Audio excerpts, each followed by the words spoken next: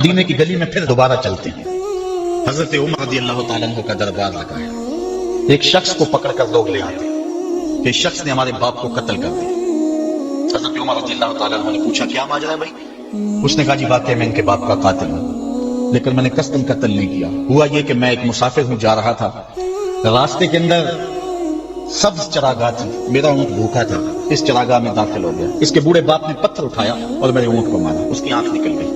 مجھے بڑا غصہ آیا، میں نے وہی پتھر اٹھا کر اس کے باپ کو دے مارا، لیکن وہ ایسے ٹھکانے پہ لگا کہ اس کا باپ فوراً فوت ہو گیا.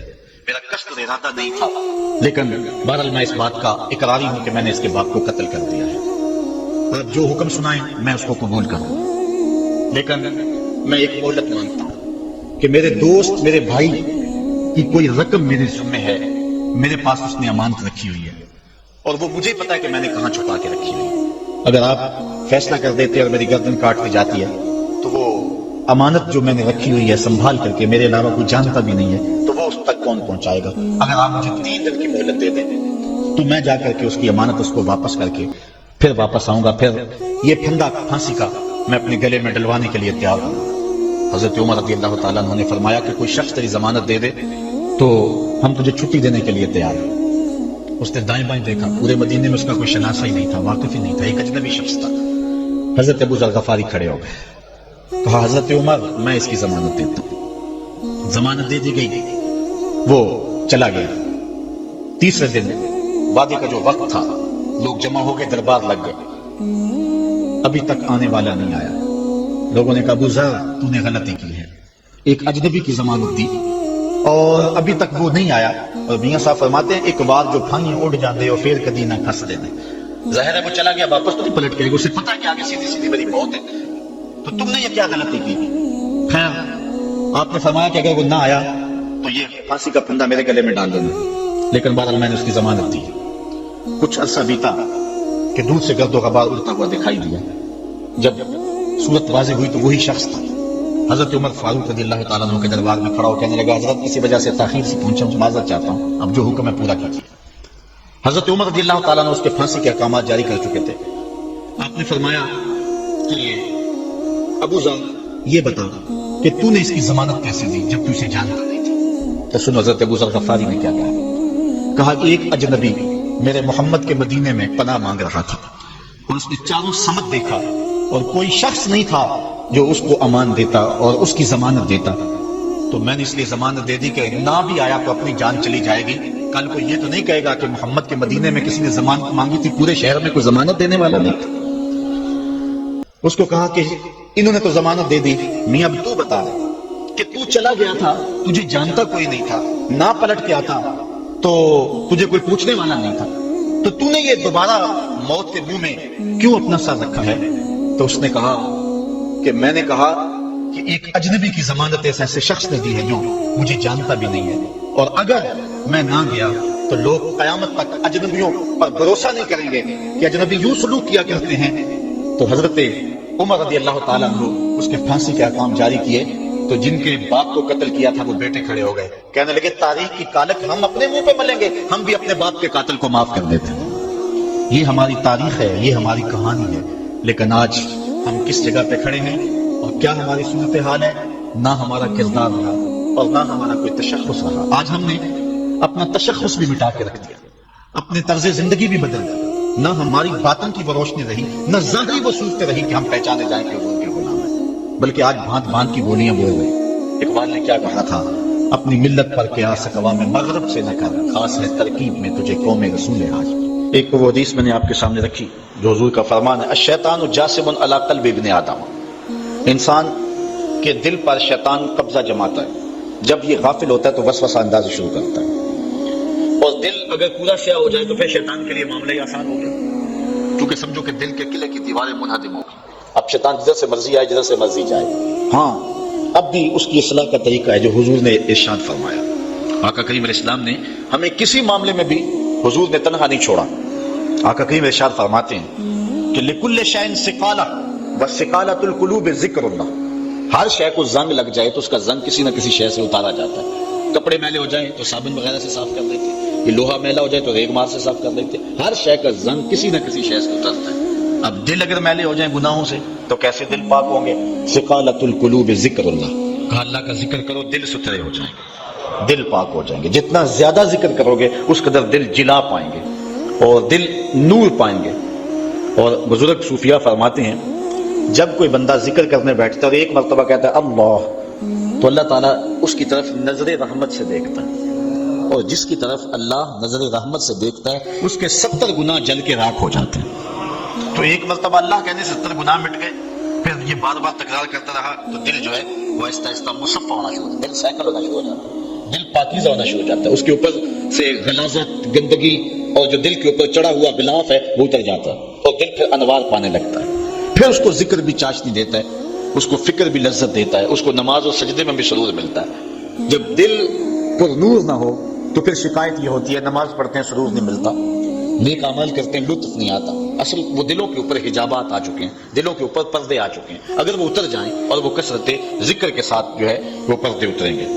اب دل 4 طرح کے ہیں، القلوب اربع، دل 4 طرح کے۔ ایک دل قلب اجرد فیہ سراج یظہر، ایک مومن کا دل وہ بالکل ایسے ہوتا ہے جس طرح چراغ روشن ہوتا ہے، اور مومن کے پاس جو بیٹھے اللہ اس کے دل کو بھی دور کر دیتا ہے، کیونکہ دلوں سے نور کی شعاعیں نکلتی ہیں۔ کسی زمانے میں لوگ اس بات کو نہیں مانتے تھے جو عقل والے تھے، لیکن اس زمانے کے اندر موجودہ سائنس نے اسیری لہروں کو تسلیم کیا ہے، اور وہ کہتے ہیں کہ جو شخص نیک ہے اس کے بدن سے وہ لہریں نکلتی ہیں، اچھے اخلاق والا، اچھے کردار والا، اور دوسرے پر وہ مرتب ہوتی ہیں، اور جو بدکار ہے، برا شخص ہے، اس کے بدن سے وہ لہریں نکلتی ہیں اور دوسرے پر مرتب ہوتی ہیں۔ اور حضور علیہ السلام نے صدیوں قبل یہ بات بتائی، حضور نے فرمایا اچھے آدمی کی صحبت ایسے ہے کہ حامل المسک، جس طرح کستوری والا شخص ہوتا ہے، عطار کی طرح ہے کہ اس کے پاس اگر آپ بیٹھیں تو خوشبو آتی رہے گی۔ فرمایا یا تو تمہیں دے گا تحفہ، یا تم اس سے خرید لو گے، یا نہ وہ تحفہ دے گا نہ تم خریدو گے، لیکن جب تک بیٹھو گے مشام جام معطر رہیں گے، اور گھر آؤ گے تو لباس میں خوشبو بسی ہوئی ہوگی۔ اس لیے اچھے بندے کی صحبت کو حضور نے جو ہے وہ کستوری والے عطار سے حضور نے تشبیہ دی، اور جو برا شخص ہے اس کی مثال حضور علیہ السلام نے بھٹی والے سے مثال دی کہ جو شخص بھٹی والے شخص کے پاس بیٹھے گا یا تو کچھ چنگاری اڑے گی اور اس کے جسم اور کپڑوں کو جلا دے گی، اور اگر چنگاری اڑ کے اس کے بدن کو نہ بھی جلائے تو جتنی دیر بیٹھا رہے گا اس کی بدبو، اس کا دھواں اس کے لیے پریشانی کا باعث رہے گا۔ اس لیے اچھے آدمی کی صحبت کو اختیار کرنے کا حکم دیا۔ ہمارے مشائخ نقشبندیہ کا طریقہ یہ ہے، وہ کہتے ہیں کہ اچھے آدمی کی صحبت میں جا کے بیٹھ جاؤ، نہ تم کوئی بات کرو نہ وہ کوئی بات کرے، اس کے باوجود بھی من میں روشنیاں ہوں گی، من میں اجالے اتریں گے۔ اللہ اکبر۔ وہ میاں صاحب نے کہا تھا نا چنگے بندے دی صحبت یارو جویں دکان اتارا، سودا پاویں مول نہ لئیے ہلے آن ہزارا، تے برے بندے دی صحبت یارو جویں دکان لوہارا، تے کپڑے پاویں کنج کنج بھئیے چنکا پین ہزارا۔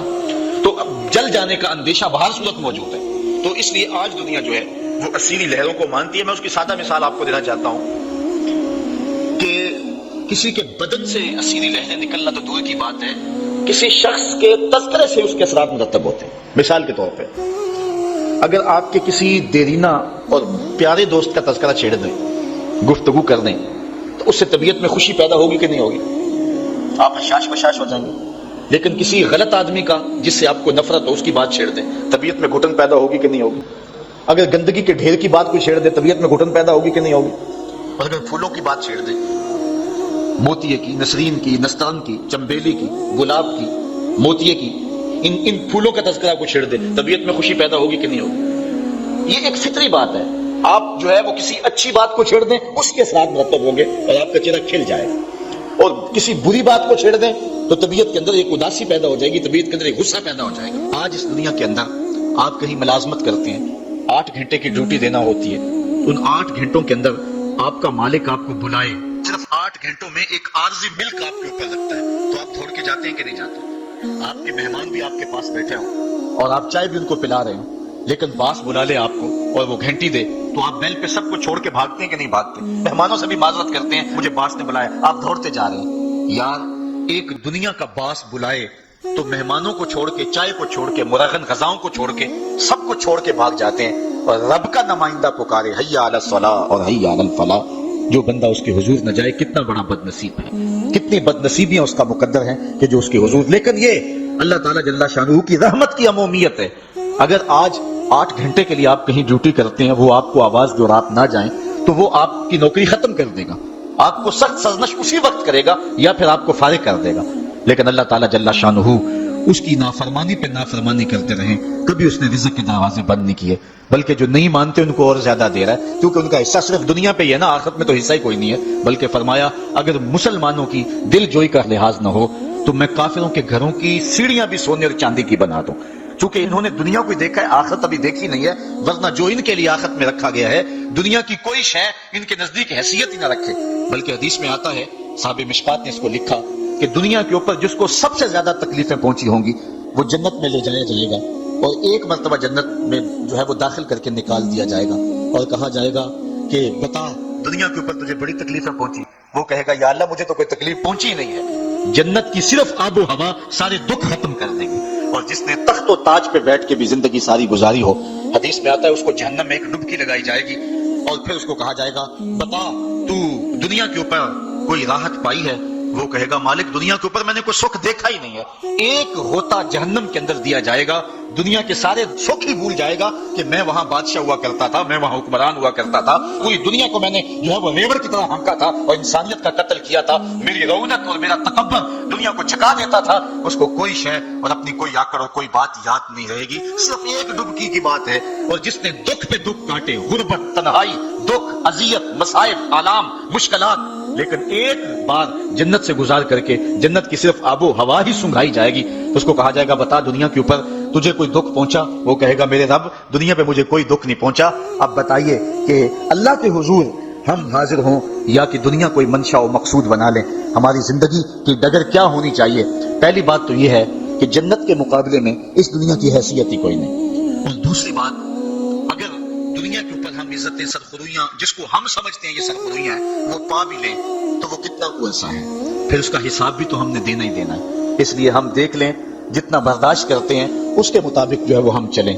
ایک بادشاہ تھا، وہ پھولوں کی سیج پہ سویا کرتا تھا، خادمہ اس کے لیے پھولوں کی سیج بچھایا کرتی تھی۔ مدت گزر گئی، پھولوں کی سیج پہ سونے کا عادی تھا۔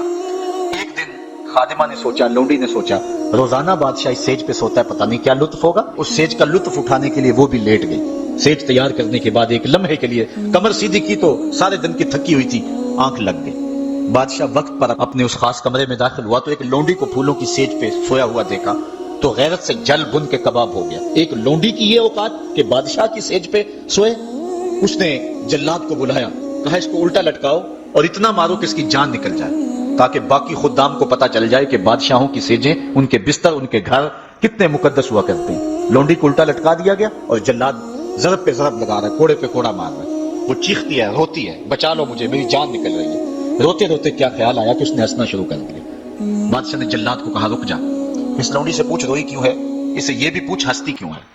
جلاد نے کہا لونڈی بتا روتی کیوں ہے؟ اس نے کہا تجھے نہیں پتا جب کوڑا لگتا ہے تو جان نکلنے کو آتی ہے، نزا کا عالم طاری ہو جاتا ہے۔ کہا یہ تو سمجھ ہے، لیکن ہنستی کیوں ہے؟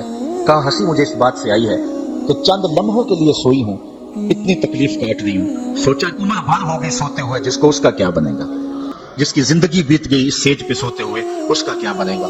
صاحبو یہ دنیا پھولوں کی سیج نہ بنائیں، اس دنیا کو اللہ کی عبادت کے لیے گزاریں، ذکر فکر میں گزاریں، سحری کے وقت اٹھ کے مصلے پہ کھڑا ہو کے رونا سیکھیں، اللہ کے حضور آئیں، رزق کی تلاش میں رازق کو بھول نہ جائیں۔ تم سمجھتے ہو دکان بند کر کے چلے گئے تو شاید میری آج کی سیل کم ہوگی، سیل دینے والا، رزق دینے والا، رزق کے دروازے کھولنے والا وہ رب ہے۔ جاؤ اس کے حضور جاؤ اور جا کے اس سے مانگو، مالک رزق کا مالک بھی تو ہے، تیرے ہاتھ میں سارے خزانے ہیں، میری مدد فرما۔ دیکھنا کہ رحمتوں کے کس طرح دروازے کھلتے ہیں اور جو تمہیں ملتا ہے اس میں برکت کتنی ہوتی ہے۔